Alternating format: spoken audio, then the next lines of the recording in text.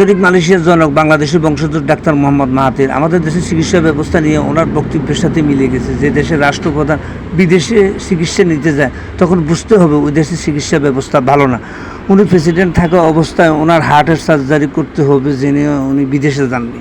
ওনার দেশের চিকিৎসকদেরকে বলেছেন যেদিন আমার দেশে ওপেন হার্ট সার্জারির অপারেশন হবে সেদিন হব আমি এই দেশের প্রথম রোগী হার্টের। আমাদের দেশের রাষ্ট্রপ্রধান থেকে শুরু করে মন্ত্রী, আমলা, রাজনীতিবিদ বিদেশে চিকিৎসা করাতে গিয়ে হাজার হাজার রেমিটেন্স দিয়ে আসেন। শুদ্ধ 53 বছরের 5টি মৌলিক চাহিদার মধ্যে চিকিৎসা সেবায় অর্থর অপচয় হয়েছে, কোনো উন্নতি বা নৈতিক পরিবর্তন হয় নাই। সেই জন্য এই দেশের থেকে প্রতিদিন হাজার হাজার মানুষ বিদেশে চিকিৎসা নিতে গিয়ে প্রচুর রেমিটেন্স খরচ করে আসেন। আগে ছিল 9 টাকা, এখন হয়েছে আগে ছিল 10 টাকা, এখন 11 টাকা। যে কোনো কাস্টমার এসে বলতেছে ভাই আগে আমি 10 টাকা করে কিনতাম, এখন 11 টাকা চাইতেছেন। কি অন্য আরো অনেক বহুত প্রোডাক্ট আছে এরকম, ম্যাক্সিমাম প্রোডাক্টেরই এরকম উল্টা পাল্টা না।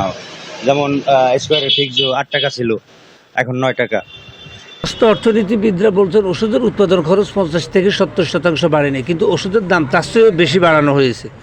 দেশের বেশিরভাগ মধ্যবিত্ত গরিব রোগী অসুখ হলে অতিরিক্ত প্যাথোলজিক্যাল পরীক্ষার বিল জোগাড় করার ভয়ে ডাক্তারের কাছে না গিয়ে নিজেরাই ফার্মেসিতে গিয়ে ওষুধ কিনে খায়। একদিকে ডাক্তারের ভিজিট, অন্যদিকে কারণে অকারণে প্যাথোলজিক্যাল টেস্ট এবং ওষুধের দাম বৃদ্ধি, ফলে দেশের বাইরে গিয়ে চিকিৎসা করাতে আগ্রহী করে মানুষ বেশি।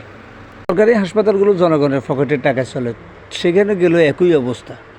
সরকারি হাসপাতালের কথা এটাই আমাদের চট্টগ্রাম মেডিকেল কলেজ ভাই, যেখানে ডাক্তারের চেয়ে ওয়ার্ড বয় এবং নার্সের দাপট বেশি হয়।